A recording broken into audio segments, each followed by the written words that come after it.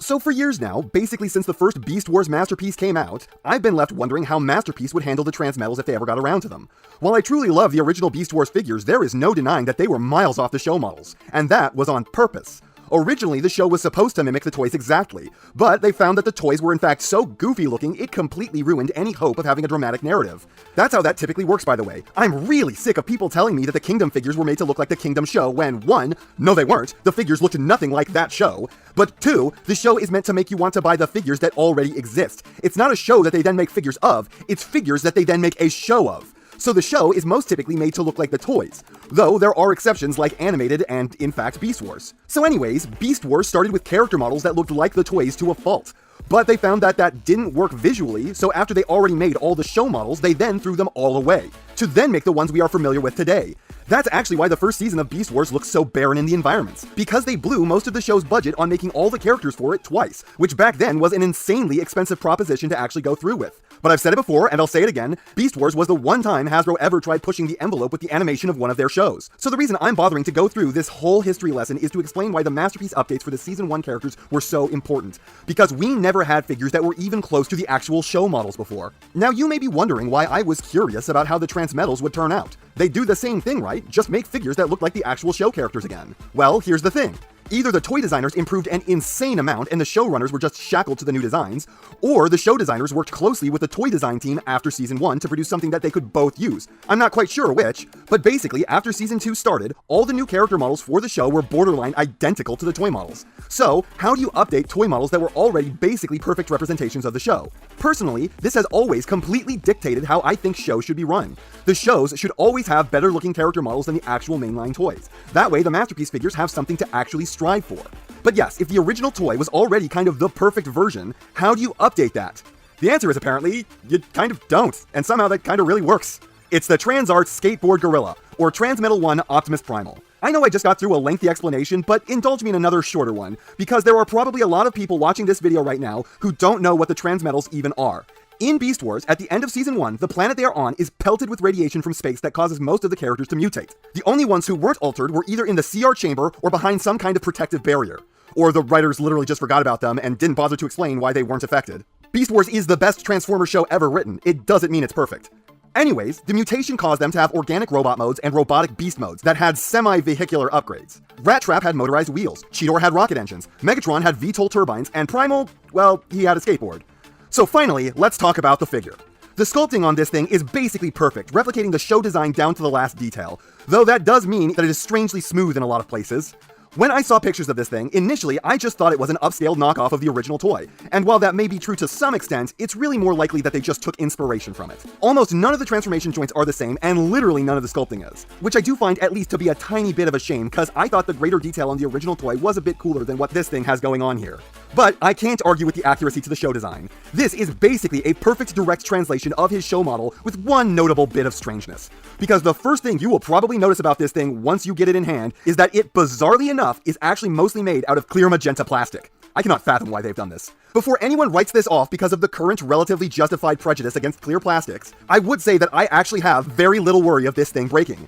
The stuff here is the furthest thing from thin, and clear plastic is plenty durable if it comes in large enough quantities. And for sure this is large enough quantities. The only concern I have about the clear plastic is in the hands, but those honestly have their own problems. The second thing you will probably notice about this figure in person is that once you pick it up, it's surprisingly not heavy.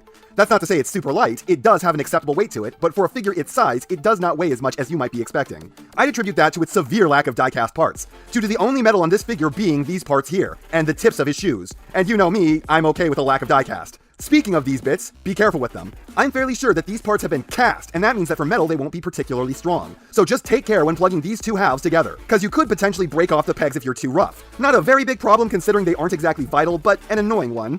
Also, they don't tab in the best. As for the hands, as I mentioned earlier, they have problems. These are some of the ugliest hands I think I've ever seen on any figure.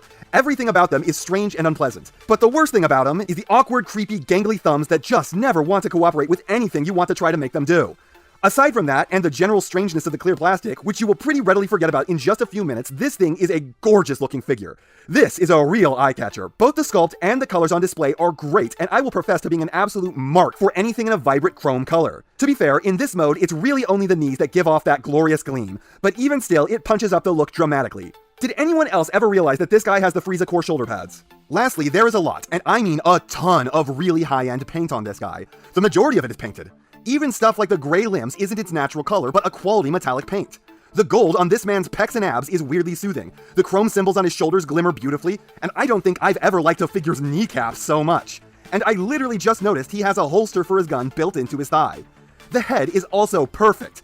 To be fair though, maybe I could have stood for a little less perfection here, because Primal's Transmetal face was creepy as shit.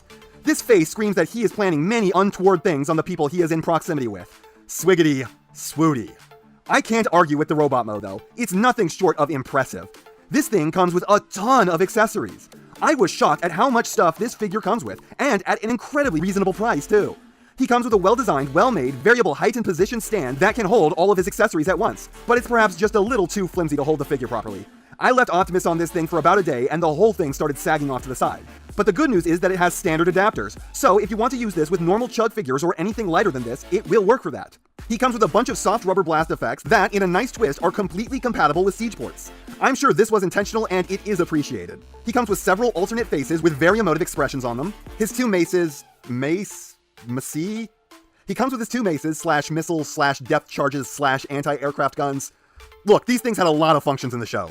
And lastly, he comes with his gun, which has both a brutally bright LED in it, do not shine this in your own face, you will regret it, but it also comes with batteries installed.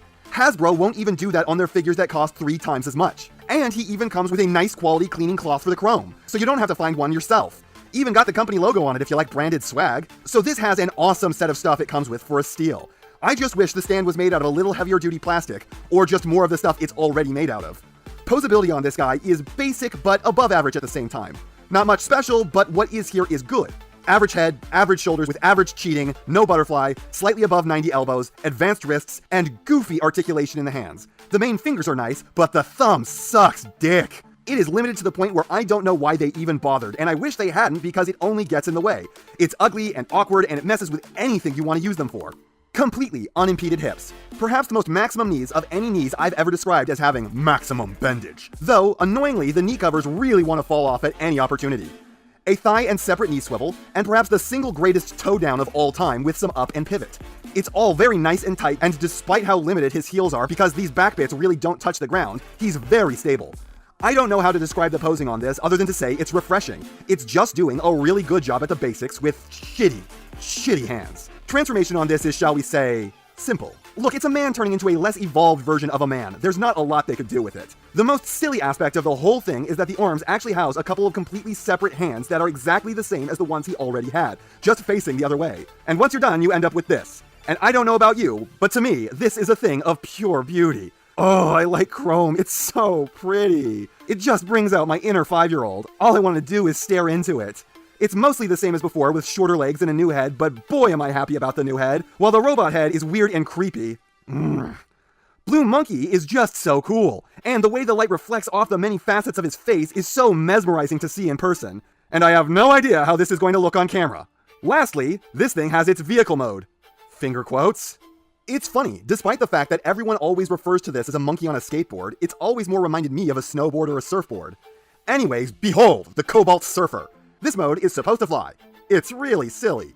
Basically what's happening is it's a hoverboard that's causing levitation, and he propels himself by having his gun right there perpetually firing behind him. That's a good bit less intuitive than most of the others who tend to not have to actually participate in their own transformations. This might be the only instance of a character knowingly being a parts former. Like he just goes, no, I take my gun and I put it here so I can fly.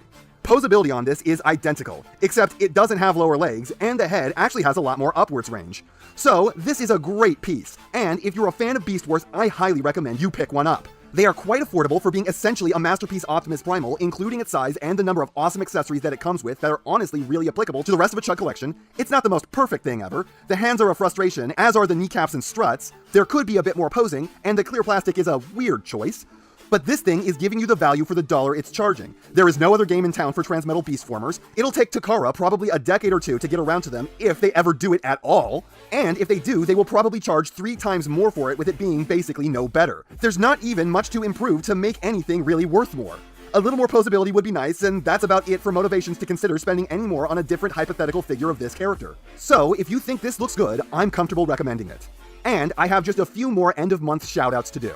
Since I ran them a little early last month, there were people who actually ended up requesting some as the video was uploading, and I decided I wanted to get those people in. If you don't see your shout out in this one, don't worry, I didn't miss yours, you just didn't get in the request before the cutoff time, and it will be in the one at the end of this month. So, if you want to shout out yourself, just follow these steps, and let's not waste any more time before getting into it. But first, one I just flat out somehow missed, even though it was totally in the queue to do. CDR 2002 would like you all to check out their epically long Mortal Kombat fanfic. It's an attempt at fixing all the story problems with the most recent Mortal Kombat games. They would also like people to check out their friend Froster23's Mortal Kombat fanfic as well. According to CDR, it's fantastic. As for the ones that were requested while I was uploading, Neo Productions. He makes self-described memes and sussy stop motions. And in his next video, he plans to have Perspective start a version of me of his own creation in the video. I don't know what that means, but I'm interested. James wants you to check out his Google Drive of Transformers customs. They are quite good. I especially like the charred up Megatron.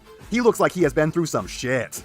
Comfy Blanket makes videos with his cat, Ahsoka, and apparently has a project in the works he's really excited about. Also, happy birthday, which does actually happen to be today. So for once, I'm on time. Hope you have a great one. On the subject of birthdays on the 1st, how about a birthday on the 2nd? Happy birthday to Javlock. Hope it's special. As for birthdays on the 2nd, how about a birthday on the 6th? Happy birthday to Cinder MC. I'm running out of ways to say happy birthday in this video. Hey, Unpopular Mano, don't worry about your English, it's great. And I hope I can make your day even 1% brighter with this. I hope the best for you. And that's not half of what I have to say, but it's enough of what I have to say. And I know, you know, what everyone else tells you to do at the end of these videos. So, if you liked what you saw here, please do that. And if you'd like to take it a step further, then please, share this video with any friend you think may be interested. I hope you all enjoyed listening to me waste your time.